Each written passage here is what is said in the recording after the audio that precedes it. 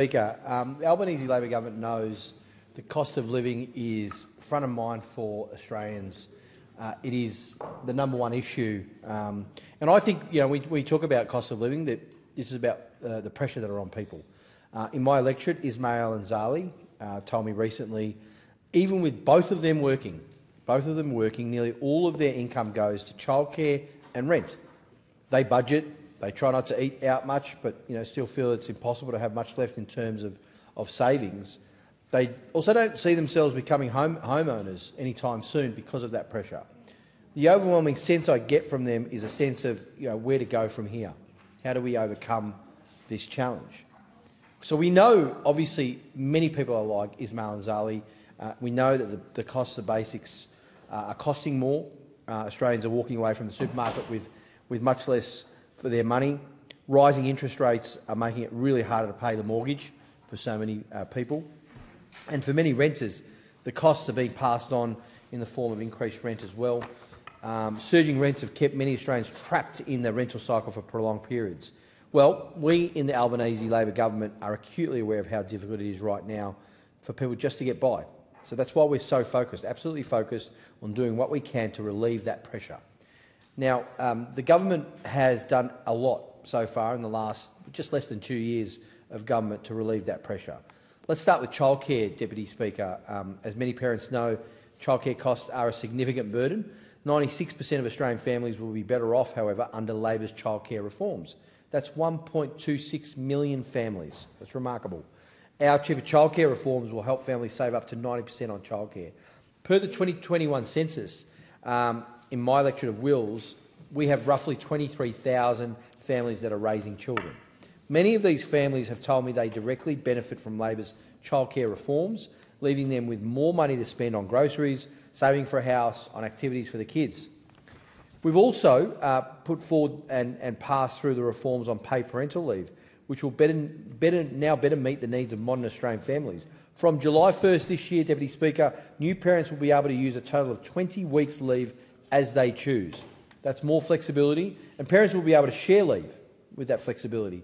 Access leave in multiple blocks, as small as 1 day with periods of work in between. Single parents will also now have access to 20 weeks of paid parental leave, increased from 18. And our new paid parental leave policy, well, the rough estimate, it's going to benefit 180,000 Australian families. That's really significant. And that's just a start. There's a lot more to do to help those working families. By 2026, every single family with a new baby will be able to access 6 months of paid leave shared between parents. That is going to be a huge relief and the lifting of the burden on those parents. We've also passed reforms around cheaper medicine, delivering those cheaper medicines and access to medical care. We have made medicines cheaper for millions of Australians, saved $250 million on 21 million cheaper prescriptions in 2023 alone, thanks to the government's policies. The maximum out-of-pocket cost for most medicines on the pharmaceutical benefit scheme, the PBS, is now $12.50 lower.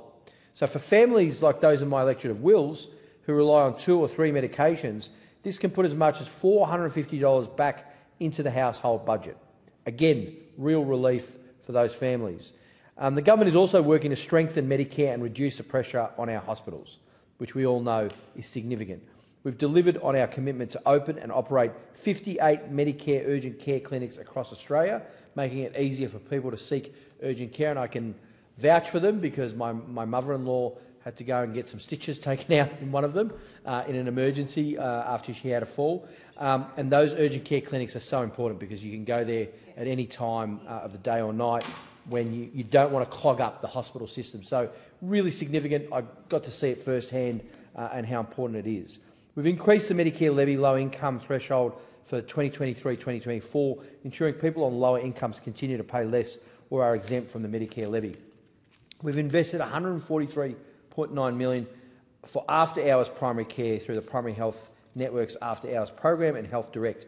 These programs improve access to services for people affected by homelessness and for culturally and linguistically diverse Australians. And we've also expanded access to the Seniors Healthcare Card for pensioners, helping more Australians access cheaper medicine and visits to the GP. Now, we also know, Deputy Speaker, the pressure on families and individuals with respect to energy bills. And we know, obviously, Russia's illegal invasion of Ukraine has pushed energy prices to historic highs all over the world, globally. And other conflicts have had similar effects. We've taken direct action to help shield Australians from the worst of those rising energy costs. We've implemented additional energy rebates last year.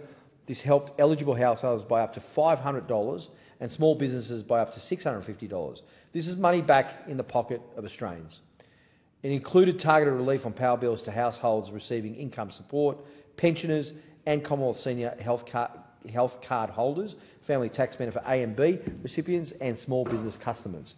We're also investing for the long term so our kids can continue to enjoy our quality of life. And that's really important, Deputy Speaker. I want to come to housing too, because this is where there has been a real need for relief as well from the pressure around housing affordability, issues, rental stress, mortgage stress, which I touched on earlier.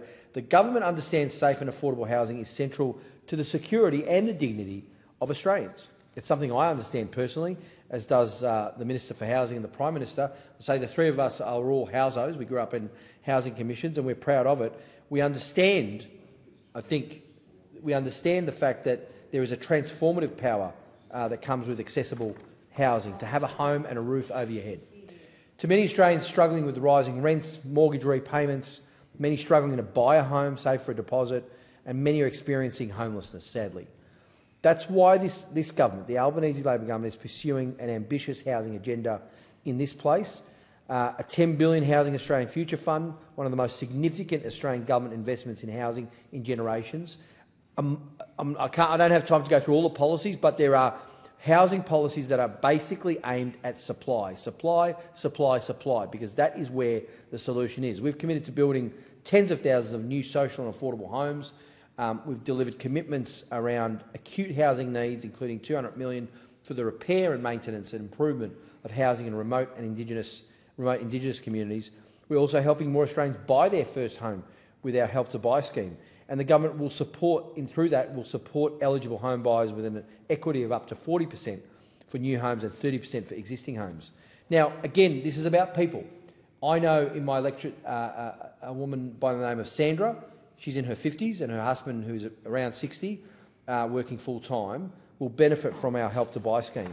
Sandra said to me, well, she had to stop working recently because of rheumatoid arthritis and other health conditions.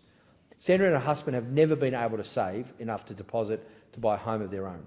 They've always lived in rentals and are worried about how they will live as they age, as they get older. Sandra told me that she would do anything to have a secure home to live in until they don't need it anymore. She said that they don't care if the government had equity in the home, despite the scare campaigns from the other side. With Help to Buy, her husband and her can finally buy a house. That's the power, that transformative power for Sandra and her husband. This government wants to ensure that no matter where you come from, whatever your background, whether you're socioeconomically disadvantaged, whatever your diverse background, wherever you live, whatever your age group, whether you're a teacher, a nurse, an early educator, aged care worker, an AMBO, a policeman or a policewoman, that you get that fair go. And a lot of the housing policies too are around making sure that those type of essential workers, some of which I just named, are able to actually live somewhere within, cooee of their workplace, rather than having to commute for 2 hours to get to their place of work.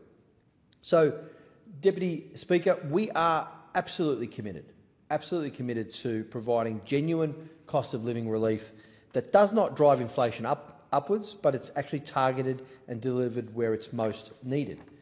And we're delivering this ambitious agenda because we actually care about people. I think most of us that come to this place or put our hand up to run for office do so because we think we can make a difference to people's lives, whether it's Zali and Ismail or whether it's Sandra or any of the tens of thousands of people that we represent. It's about making their lives better. It's about giving them some hope. It's about actually putting the policies in place in this place to actually change their lives for the better. That's why we have such an ambitious agenda. That's why we're delivering such an ambitious agenda. That's what Labor governments have done in the past. That's what this Labor government is doing for the people that we represent and all of the people of Australia. Thank you. Thank you.